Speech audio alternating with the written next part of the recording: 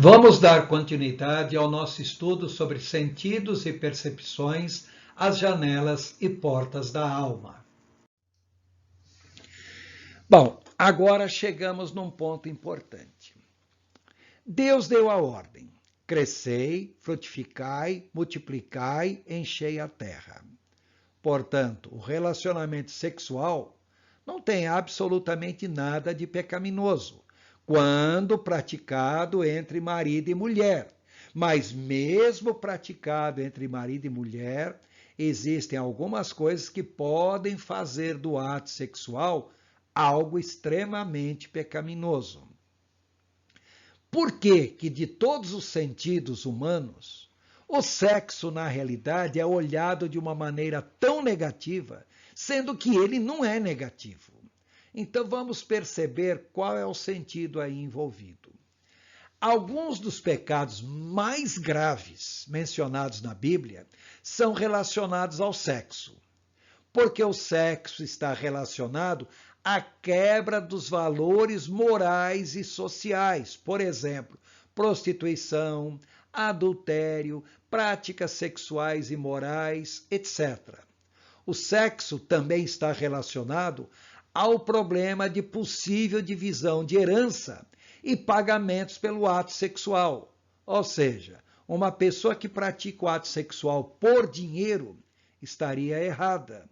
E o ato sexual pode gerar filhos. Aí nós temos que pensar também em pagamentos de pensões, indenizações, etc.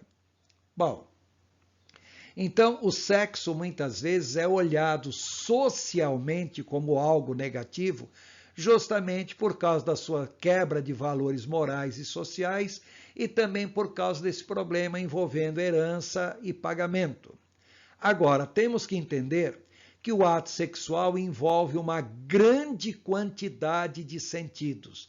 No ato sexual estão envolvidos a visão, a audição, o olfato, o paladar e, é óbvio, nós não podemos esquecer também o tato, porque os órgãos sexuais possuem grande concentração de sensações táteis. Lembre-se que nós falamos sobre zonas erógenas. Qualquer orifício do corpo é uma zona erógena. Portanto, orifício anal, vagina são zonas erógenas. A própria entrada da uretra no homem também é uma zona erógena. Por outro lado, lembre-se de um detalhe. No ato sexual, existe um contato muito direto de pele com pele. Então, nós temos que ver aí que há um envolvimento de muitas sensações, de muitos sentidos. Já mencionamos antes que existem 4 milhões de receptores nervosos ao longo do corpo, as chamadas zonas erógenas, como nós já mencionamos, ao redor dos olhos e do nariz, ao redor e atrás das orelhas, nos lábios, língua, orla do cabelo, nuca, seios, mamilos, costelas, coxas, áreas genitais, região anal, etc. No ato sexual, as zonas erógenas estão expostas. Mais do que isso, são estimuladas. E o principal órgão sexual não é nem a vagina, nem o pênis. É o próprio sistema nervoso central que estará plenamente ativo para captar todas essas informações visuais, auditivas, táteis e assim por diante. Esses estímulos erógenos são levados ao sistema nervoso central, informações chegam principalmente no hipotálamo, glândula píneal, que é uma das principais responsáveis pela reprodução, região límbica, em especial o giro para-hipocampal e amígdalas cerebelosas. Essas áreas processam os estímulos e atuam sobre diversas glândulas e órgãos do corpo que liberam neurotransmissores e hormônios os mais diversos. Por exemplo, as suprarrenais liberam cortisona, adrenalina, noradrenalina. A região límbica e hipotálamo liberam dopamina, serotonina, oxitocina, acetilcolina, endorfina. Ou seja, nesses poucos minutos que duram um ato sexual, coisa realmente de poucos minutos, a quantidade de processos químicos realizadas no organismo de uma vez só é algo muito grande. Ou seja, o ato sexual não envolve apenas pênis e vagina, envolve na realidade todo o organismo da pessoa, porque todo o organismo está sendo estimulado através dos vários neurotransmissores que estão atuando. Então, o ato sexual é a maior experiência neuroquímica que se pode ter em espaço de tempo tão curto. E não pode ser visto apenas como uma reprodução, mas o ato sexual também é visto como conforto, como prazer, como equilíbrio orgânico, a homeostase do organismo, como acomodação do corpo e da mente. Ou seja, o ato sexual mexe com a pessoa toda.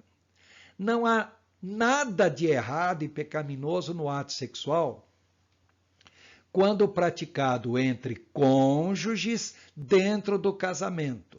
No entanto, essa é a atividade humana com o maior número de comportamentos disfuncionais e pode desencadear a maior quantidade de pecados que a pessoa pode praticar.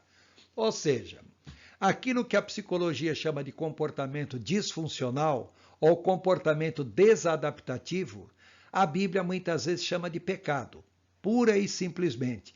E temos que lembrar que todos os nossos comportamentos são manifestações da nossa alma. De todas as atividades humanas, a atividade que mais gera comportamentos disfuncionais é justamente a prática do ato sexual.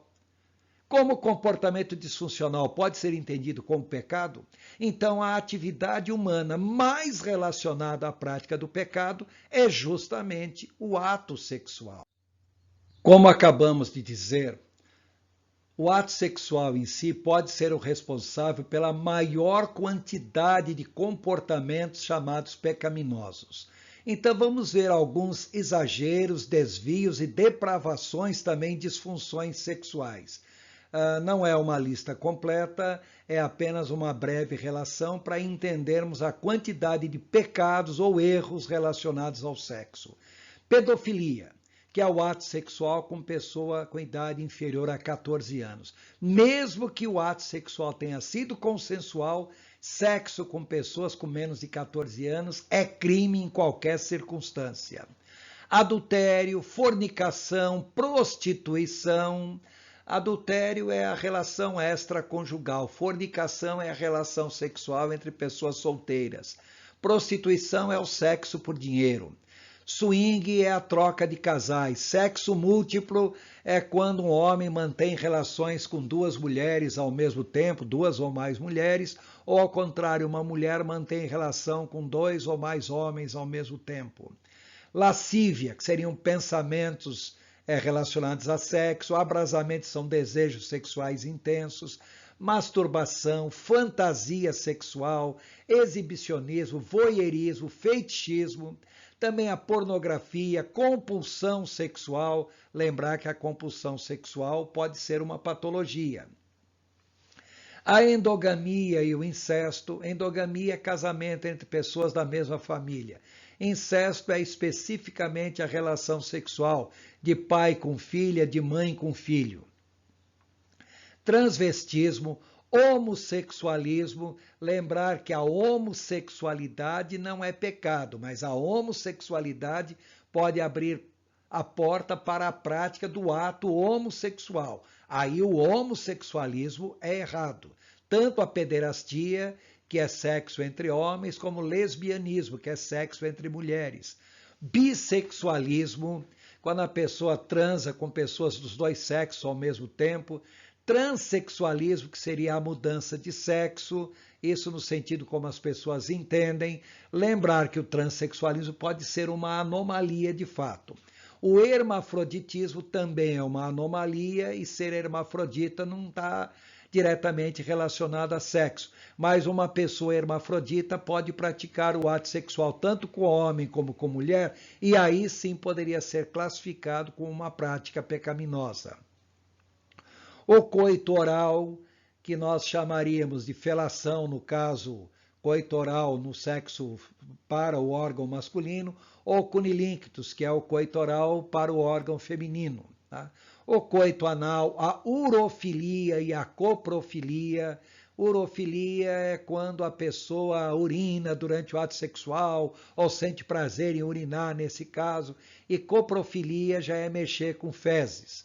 Sadismo, masoquismo, lembrar que tanto sadismo como masoquismo pode ser sintoma de transtorno de personalidade. O estupro é sempre crime em qualquer circunstância.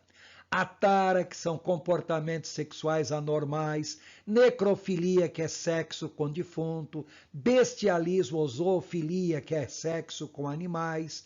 Temos que lembrar que até mesmo a abstinência sexual ou a castidade pode ser errado, pode ser pecado, quando é uma forma de desvio.